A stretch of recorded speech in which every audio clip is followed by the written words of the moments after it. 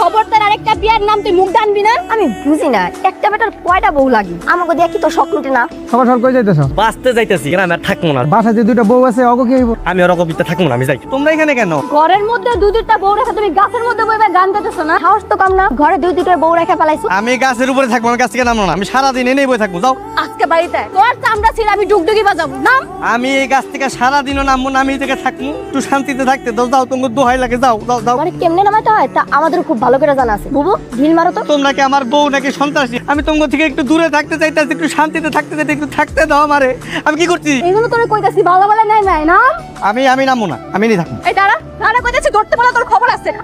আমার মাফ করে দাও, আমার মাফ করে দাও, আমার ভুলে গেছে। আমি তোমার কাছে থাকবো। তোর এই বাসাতে কি হইব না বুঝছ না? একটা বাড়িতে যায় তোর যে কি করি পায়ের মধ্যে শিকল মেন্দা রাখ আর বড় মাসে যেতে। ওই গ্রামবাসী কেডা কই আছো? আমার বাঁচাও। তুই বউ মিললে আমার বাড়ি আল্লাহ। গ্রামবাসী কে কই আছো? তোর আমি ভালোবাসা বিয়ে করছি, পরে বউয়ের লাগে মিললে আমার লাগে বিশ্বাসঘাতকতা করতে তোকে বিচার করবো আল্লাহ। আজকে আমার একটা সমাধান দেন চেয়ারম্যান সাহেব, আমি আর বাঁচতে পারতাছি না। কার বুদ্ধি তো দুইটা বিয়া করছিস? তুই আমার একটু কইতে পারো? খাওয়াইতে পারবি না, দুইটা বিয়া তুই করছিস কে? খাওয়াইতে পারি চেয়ারম্যান সাহেব, তো যে পাওয়ার আমার তো একবারে খোঁজা বানায় ফেলাইছে। আমি কত সুন্দর নাদুস নুদুস স্বাস্থ্যবান ছিলাম। তুই বউরে সমানভাবে ভালোবাসলেই তো হয়। তোকে ভালোবাসার গোষ্ঠী গেলে তোকে ভালোবাসা লাগবো না, বিদায় হ।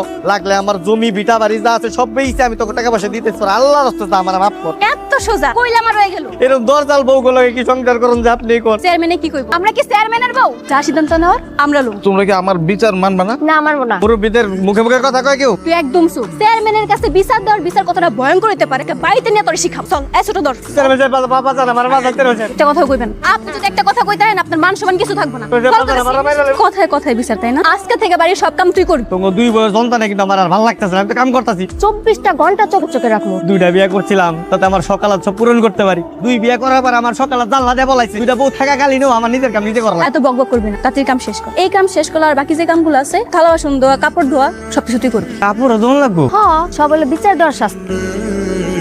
আমার দুইটা বউ অত্যাচারে আমার জীবনটা একবারে শেষ। দুটো বউ থাকা তো ভাগ্যের ব্যাপার, তোর জীবন শেষ হয়ে গেল কিভাবে? একজনের ধরে বান্ধে আরেকজন আমার পিঠায়। তোর সমস্যা তো গুরুতর, তবে চিন্তা নাই, সমস্যা যেহেতু আছে এর সমাধানও আছে। গুরু আমার আপনি একটা তাবিজ দেন যাতে আমি ওকে দুইটারে উচিত শিক্ষা দিতে পারি। এনে এই তাবিজ আজকে থেকে তোর গলায় ঝুলিয়ে রাখ, দেখবি তোর বউরা তোর কথায় উঠতেছে আর বসতেছে। তুমি যা কম আমার বউরা তাই শুনবো? একদম ঠিক তাই, তোর কথা ছাড়া এক চুল পরিমাণ লড়বে না।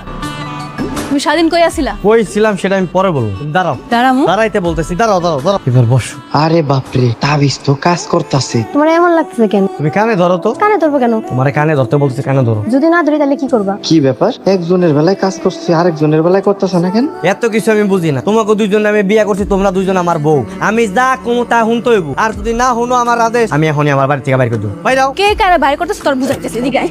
ধর।